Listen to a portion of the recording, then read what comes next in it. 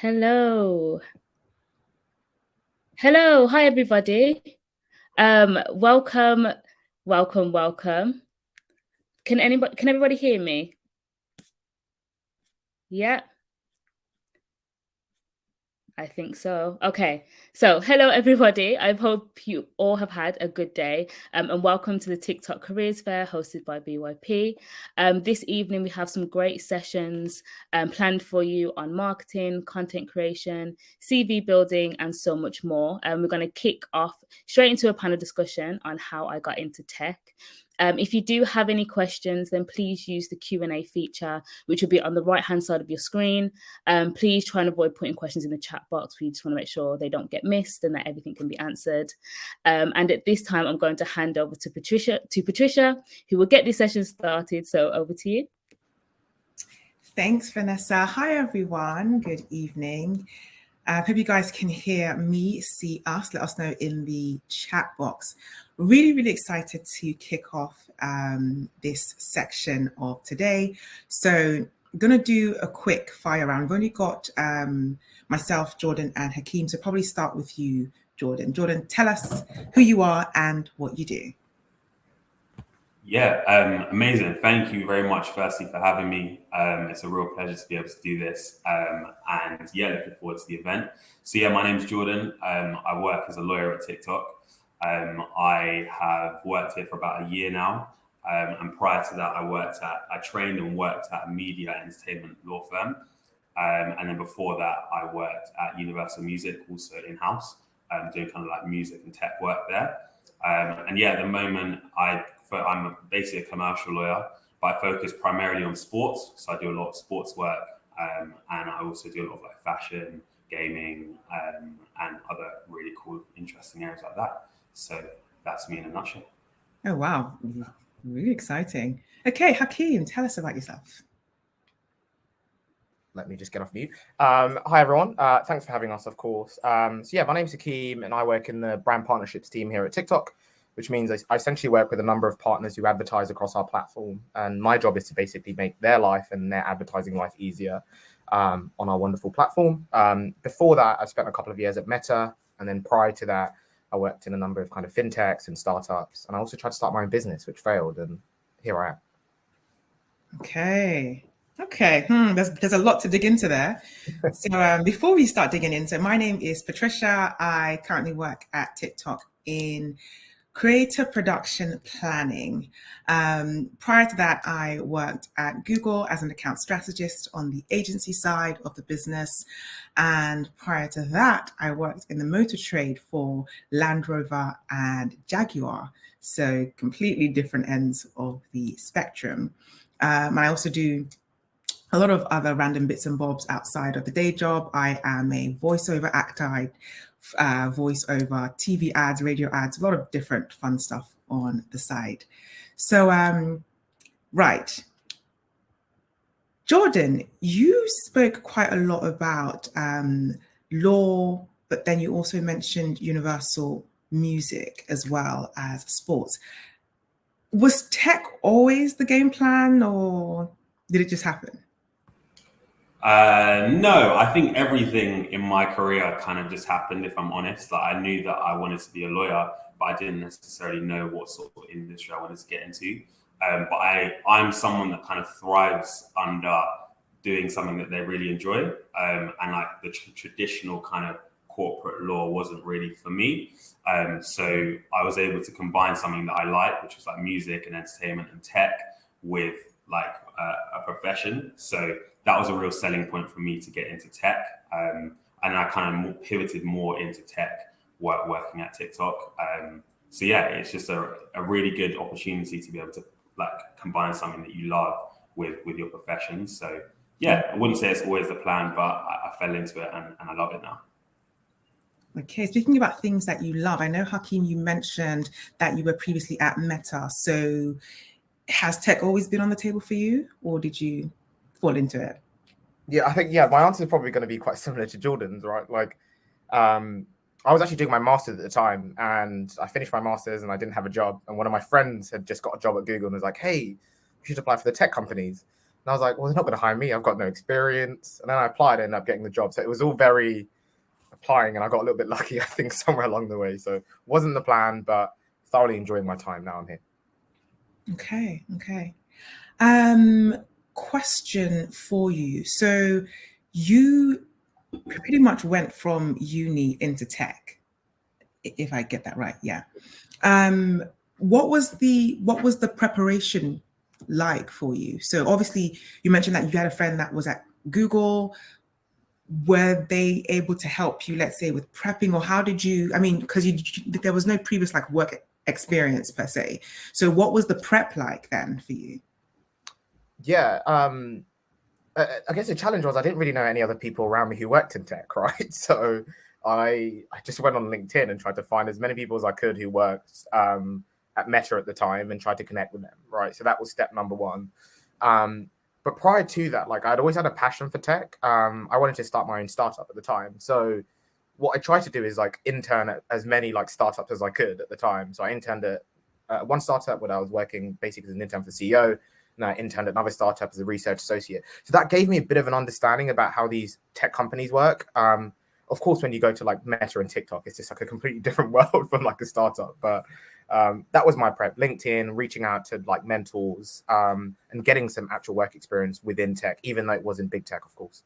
Jordan, what would be your experience in terms of like prepping? I know that you mentioned that this might be like your first tech experience. So in terms of like transferring from like non-tech to a tech company, was there any difference? Yeah, I would say maybe it's more not even just about tech. Maybe it's just about TikTok in general and the uniqueness of the environment that you're working in. I think that it's such a fast moving industry that it's not like anything else, particularly anything else that I've experienced before. So I think the preparation is basically just to be hardworking, diligent, and ask a lot of questions, because you will be like kind of tackling a lot of new issues and a lot of new things as the platform grows or whatever company you're supporting grows. And there may not necessarily be a law that supports that, or there may not necessarily be a particular process that supports that in whatever company you're in. So you really just have to be able to find your feet and do the best that you can do. I think that's the best prep that you can do. Just be diligent, hardworking, and ask a lot of questions. And that's kind of what's helped me transition into tech. Okay. So let's take it back just a bit. Jordan, can you remind me of, so did you study just general law, or was there a specific course that you studied? Yeah, so I studied just general law. I went to Uni of Liverpool and I studied law there.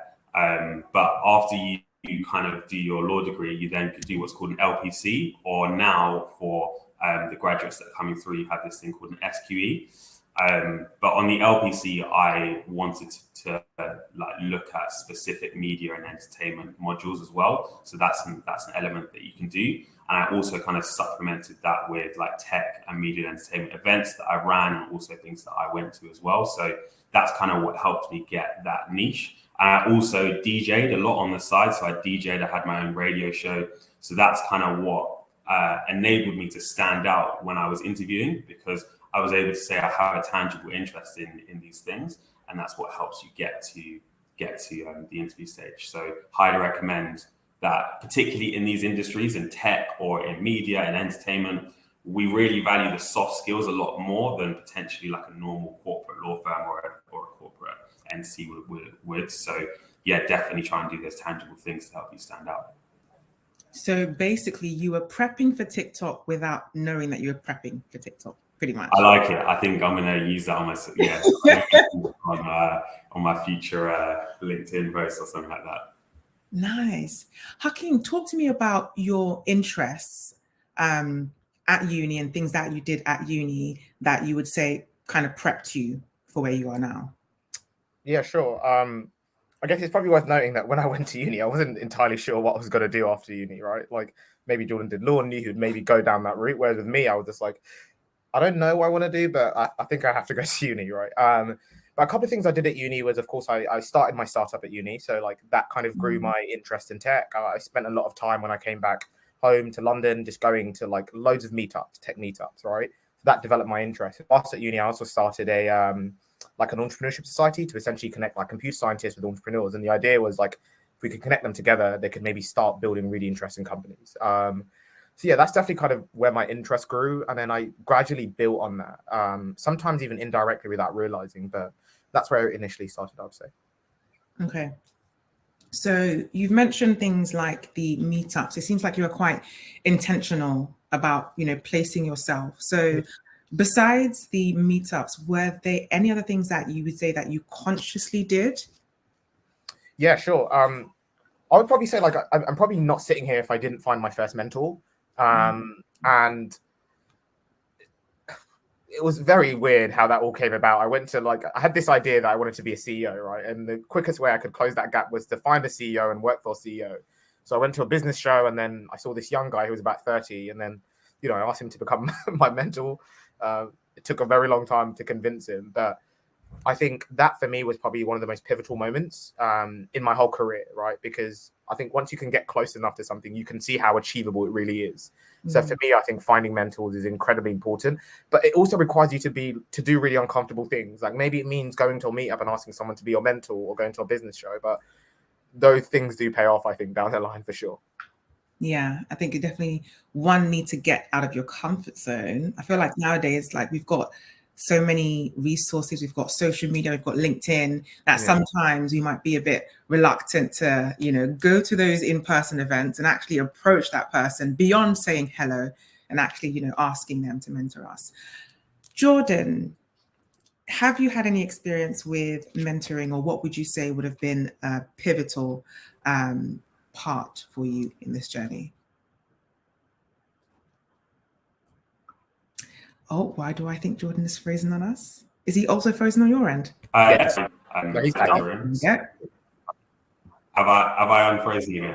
Yes, you're not. Yes, you're good. Sorry. Dodgy internet, sorry. So both as a mentee and a mentor, I'm very fortunate that I do a lot of mentoring outside of law, because I think it's extremely important. And also as a mentee, just like reaching out to people that are in positions that I want to get to, for example. Similar to what Hakim said, just going on LinkedIn, saying, hi, I want to get into this industry. Can you have like a coffee with me, please? Like that's kind of what helped me kind of find out how to get to the next stage in life. So yeah, definitely without mentoring, I don't think I would be in the position I am today, because that's just what helps give you that little extra edge. And also, sorry, Patricia, just before you move on to the next question, I'm conscious that we'd like to hear a bit about you and your journey as well. So is there anything you wanted to share about how you got into tech?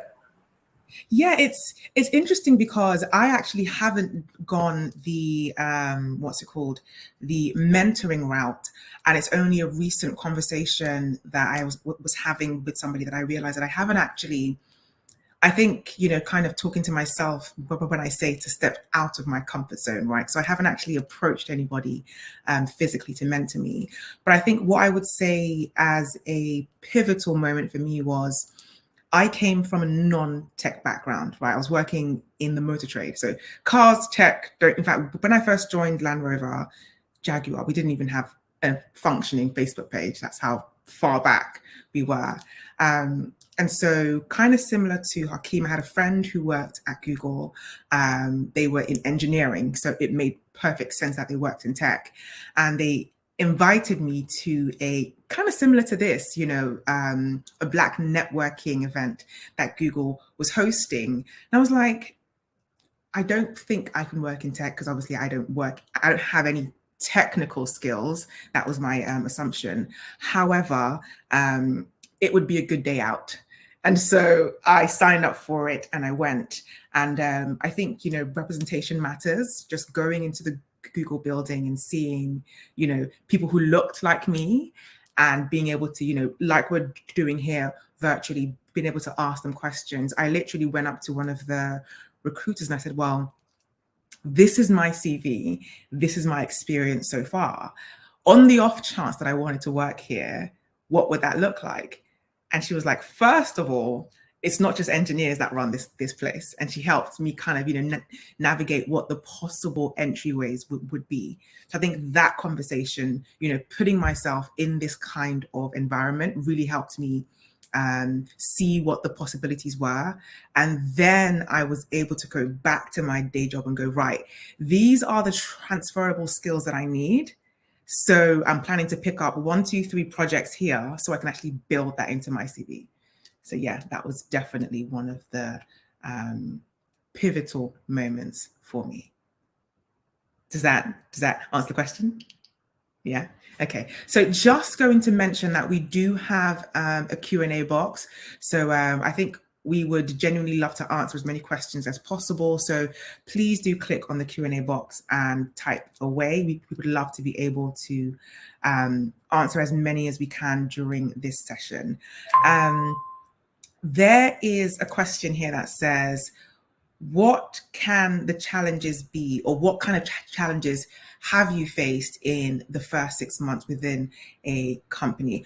I'll start with Jordan, actually, because you came from a non-tech sphere into tech. So what were the major differences, I would say? And then, you know, what kind of challenges did those pose? And what would that look like? Yeah, sure. Great question.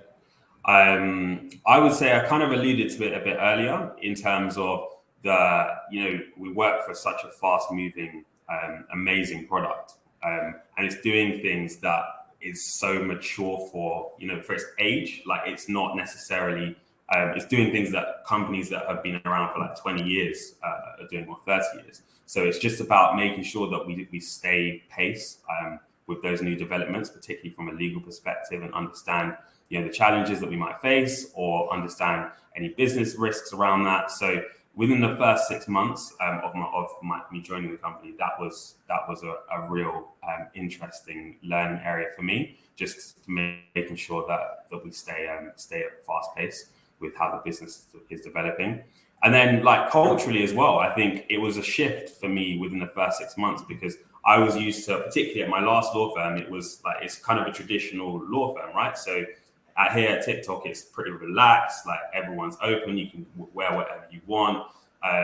We communicate, like, we don't really use email. It's just very different. So it was just culturally, within the first 6 months, it was different, and it was a really amazing, refreshing change for me as well.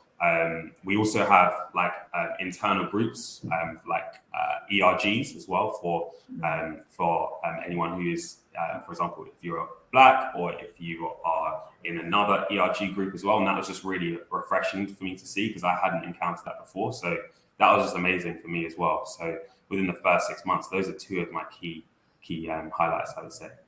Okay. Any thoughts, Hakim?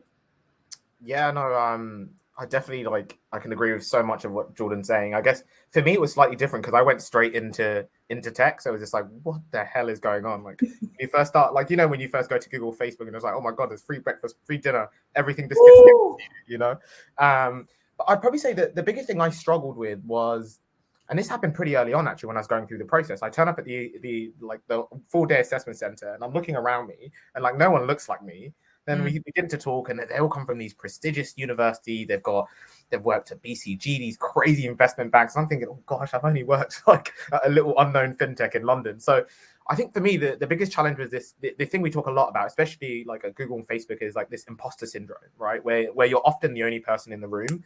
And for me, that's something when I was young, I struggled a lot with it, of being the only person in the room. But as I'm getting older and I'm progressing in my career, I understand that actually there's a lot of value about being the only person in the room, because you can influence what the future of that room looks like. And that's a feeling you have to keep chasing, actually, because it means you're probably growing, So yeah, that would be kind of my piece on that. I guess, yeah. How about you, Patricia? I guess, because you had to move, obviously, to Google from a previous industry as well, right? Yes, I think, that's something that I really, really relate to, the imposter syndrome. I think, obviously, I started my tech journey not even knowing that I could have been in tech.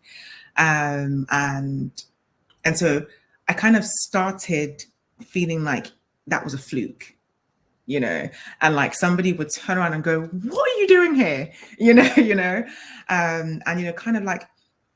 I worked in the Dublin office, which is the EMEA headquarters. So we've got 5 buildings, thousands of staff, and I went in feeling very, very small. And like you rightly said, people are coming from prestigious companies, prestigious backgrounds, and I'm coming from the motor trade, which is, worlds apart from tech. And so I think, the first 6 months, that was the challenge that I had to face, reminding myself that I had a right to be there and that I had, value to bring.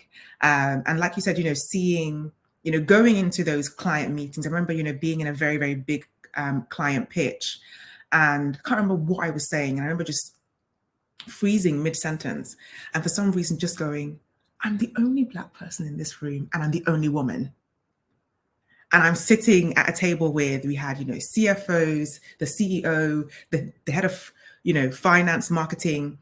I just felt like, who am I to be telling them what to do with their money, to spend on our platform? And I think just, having to remind myself that I have value to bring to this table. And I think, so many people, especially at the intersection, right, of not just being Black, but also being female. And sometimes you can be the only Black person in the room, sometimes, the only female, and being the only Black female in a room or in that team, sometimes has been, quite difficult to navigate. I'm really, really grateful that my journey at TikTok has been quite interesting because I've always had female managers. So my manager and my manager's manager is a woman. And so it's been so much easier to kind of see myself growing in the ranks. So representation is extremely important. So I feel like, that has been the toughest thing that I've had to navigate.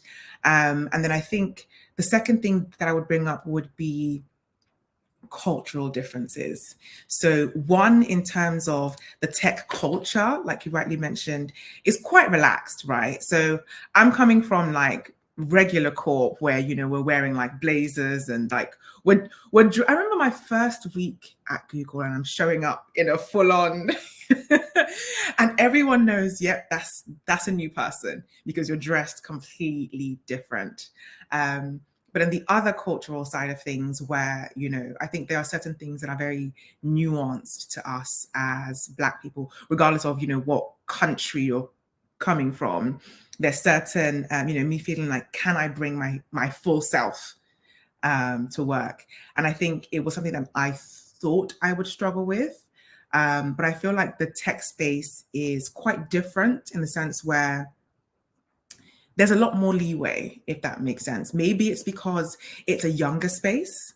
And so people are a lot more open. But I think especially at my journey at TikTok, there's been a lot more representation. There's been a lot more acceptance of, me coming to work as I am. And I don't think I would have survived long outside of tech being a Black woman with short blonde hair, right, at my level of job. So yeah, those were the main things that I've had to, navigate. And so far, so good. I'm going to have a look through the Q&A and see what else has come through. Right. We have a question for Hakim. What's your day-to-day like in the brand partnership role? So let's start with that. What's your day-to-day like? Day-to-day? Is there a such thing as a day-to-day like at TikTok? I don't know. No.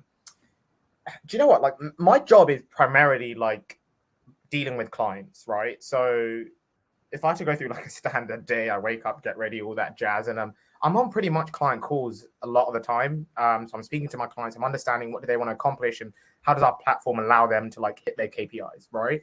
I spend a lot of time talking to agencies as well. But the fun part about my role is, again, like similar with you, Patricia, like I've only had female managers, so I guess I don't know what the other side looks like, but I've always had a really good time with my managers. So I've got quite a lot of leeway. Like I've got a target, which I have to hit every quarter, let's say. But my manager gives me a lot of free reign. How I get there, she says, like, you figure out how you get there. I'm not going to micromanage you. So I spend a lot of time talking to clients with their agencies. I actually spend a lot of time taking my clients out. That's going out for dinners. I went to Wimbledon this weekend where I took a client to go watch Rafael Nadal. So really, it's a mixed bag. It's traveling, client meetings, going out, and often dealing with a lot of internal teams. So like when we're bringing a new client on board, maybe I'm working with someone in maybe Jordan's wider team to get a contract over the line, as an example. So it is a pretty multifaceted role. But But again, it does come with its challenges, of course, because, you know, we're TikTok, right? And we're competing against, you know, Facebook and Google, who've been around for years.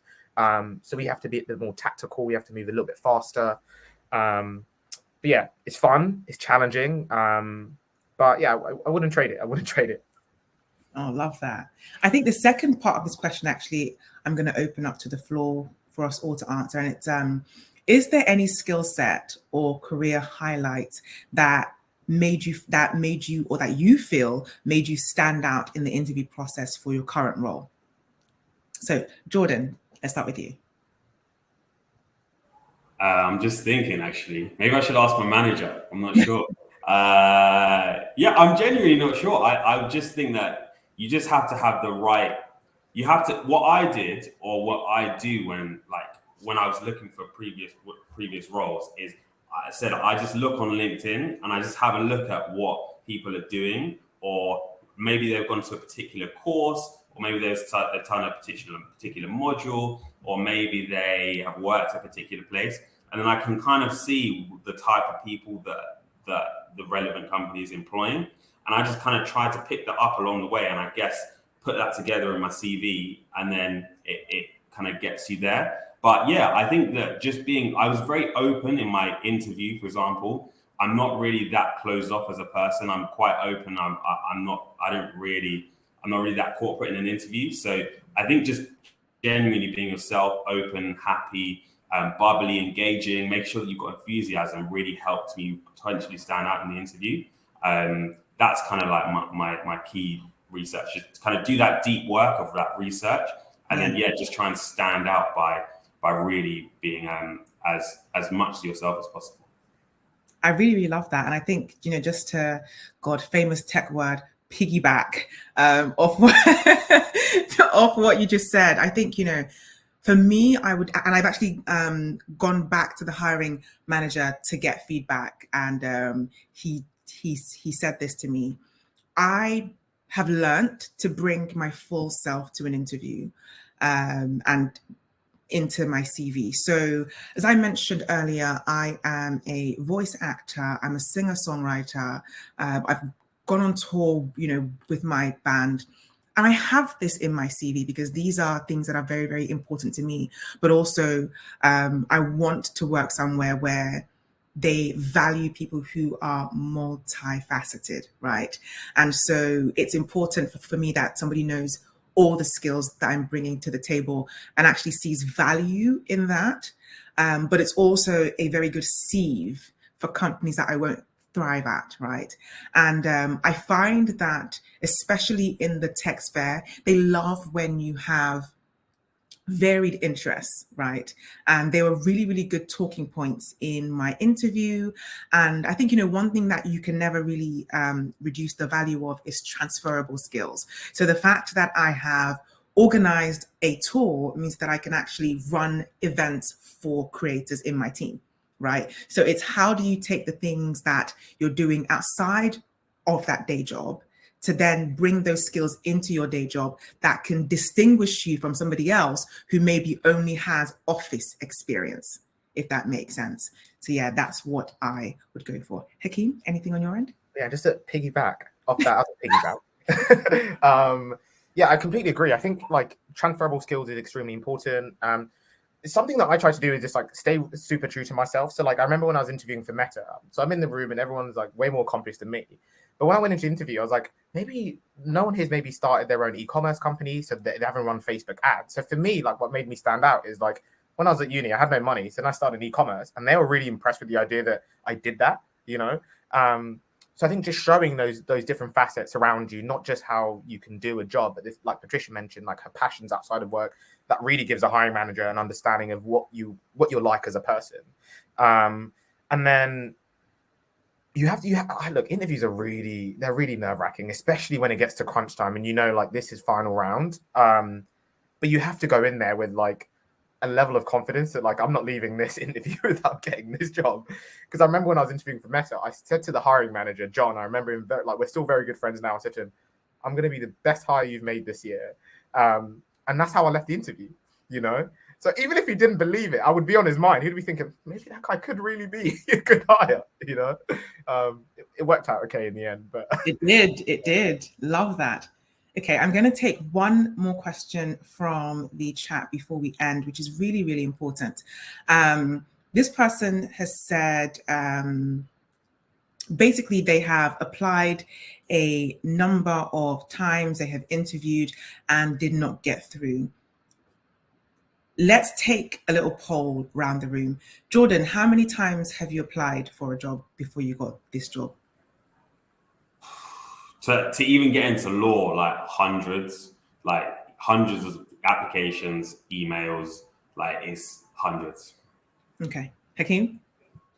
Yeah, like I think I can probably agree with like everyone in the room. Like, yeah, I mean, this is probably one of the most competitive industries to get into, right? So like, you've got to think about your odds anyways in general. But I would say like, don't be discouraged by applying and not getting the role, right? I would say like, maybe think about different ways of applying, right? So maybe find someone in the company who can give you a referral, right? Then you skip all the other CVs which are just flying in. Maybe use that person to help you to understand what the company values are, what are they looking for from this role, as an example. So I think there's definitely little things you can do. I think mass applying, especially in tech, I really think obviously it can work, but it's so unlikely to work just because of the volume they get. So I think it's always important to try leverage a network, connect with someone, get a referral, and that can help you potentially maybe get past maybe that next stage. Amazing. Yes, I would definitely say the same thing. So I believe I applied for Google 8 times before I got in. And I applied for TikTok 4 times before I got in. And I'm going to probably close with what the difference was, right? At Google, so I was transferring from a non-tech industry into tech. And one thing I always tell people is that the CV that will get you a non-tech job, 9 out of 10 times will not get you a tech job. And the difference for me was actually going to that networking event. I met a guy who worked at Google. I'm like, listen, can I have your CV? I literally looked at his CV and went, yeah, mine does not even look anything like this. And it was the application I made after I had gotten a CV from a person who worked in tech and had, readjusted mine. That was the CV that actually got me across the line. In terms of preparing for my TikTok interview, I actually got somebody who was working in a similar kind of company to coach me, to do a mock interview with me, to prep me for that interview. So I would definitely say, leverage the connections that you get at places like BYP. And listen, what's that famous song? If at first you don't succeed, pick it up and try again and again and again and again, and eventually it would definitely work. So in closing, I'm going to ask for a sentence each. What is the one thing either that you would have done differently in your journey, or one piece of critical, practical advice you would give somebody, and only in one sentence? Let's go with Hakim. Can we start with Jordan, please? My mind's processing. It's a slow process over here. Okay, Jordan.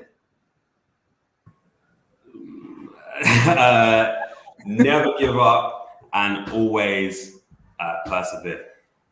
Nice. And don't doubt yourself. Sorry, that's a bit long. Okay. It's still one sentence. Okay, Hakim. Yeah, so I mean, I think Jordan's point is so important, especially like when obviously you look like us and you're trying to get an industry when obviously not many people look like you. So you do have to have a level of perseverance. I would say probably like maybe my biggest lesson from working in tech is like and this will help you maybe as you grow in your career and you move to more kind of like leadership positions for those guys who are watching. I used to think leadership was, I'm a leader, I make all the decisions and this is me. I sat down with a VP at Facebook, this guy super, super senior. And he said, Hakim, leadership isn't about me making all the decisions. It's about making sure the right decision gets made. Mm-hmm. And you could be in a room and that decision could come from someone far more junior than you. So like, remember that when you're thinking about decision making. So that would be one thing which is really stuck with me that I think about a lot. But yeah, to echo Jordan's point, like you got to keep grinding, you've got to reach out to, like, now you've seen us, like you should be able to reach out to us on LinkedIn if you want to apply for TikTok.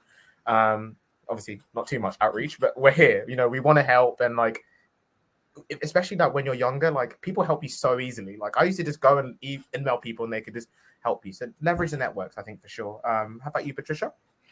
I would say one thing that I would have done differently on my journey would have been to network earlier.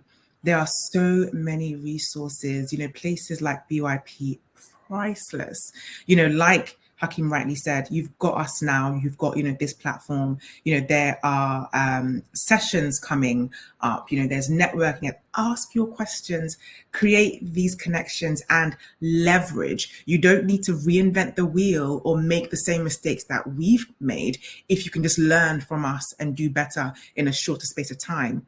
So network, network, network. And with that, thank you so much, Jordan. Thank you so much, Hakim. And I am going to hand you guys over to Vanessa. Amazing. Thank you again, panelists, Patricia, Jordan, Hakim. That was awesome. And you've given some great tips. I hope everyone has been able to take something away from that. Our next sessions have started. So if you look down the side on the left, you can click the sessions tab and go on to the next session. 2 different sessions, one on marketing and one about how TikTok is not just about marketing, from 6 till 6:30. And then from 6:30, we'll have 2 further sessions as well as networking, where you'll be able to have one-to-one sessions with employees at BYP and TikTok, and also your fellow peers. Thank you again all, and I'll see you in the next session.